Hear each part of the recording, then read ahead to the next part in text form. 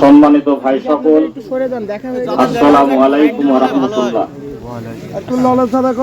বাংলাদেশ জাতীয়তাবাদী দলের কেন্দ্রীয় নেতা, ঈশ্বরদীর কৃতি সন্তান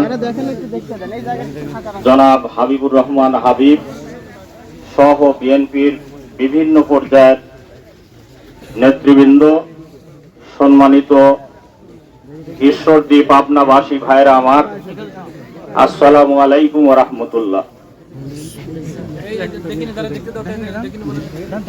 আমরা আসলে শোকাহত।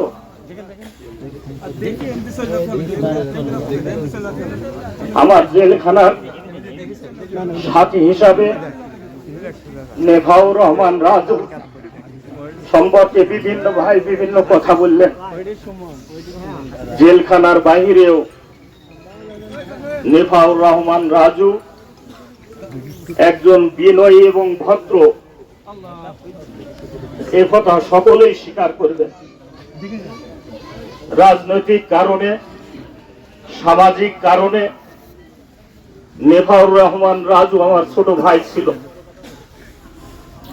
বিভিন্ন সময়ে বিভিন্ন কাজে একে অপরকে সহযোগিতা করতাম। শেষ বেলায় যখন 2022 সালে জেলখানায় আমি, নেভাউর রহমান রাজু, আলাউদ্দিন সহ এই মর্মে যারাই জেলখানায় ছিলেন একসাথে উঠা বসার সুযোগ হয়েছিল। আমার ছোট ভাই দুলাল সর্দারও ছিল। দুলাল সর্দার, নেভাউর রহমান রাজু সবচাইতে বেশি অসুস্থ ছিলেন তারা। আমি ওই জেলখানার থেকেই ডাক্তারের সাথে আলাপ করে তাদেরকে রাজশাহী এবং ঢাকা পাঠানোর ব্যবস্থা করি।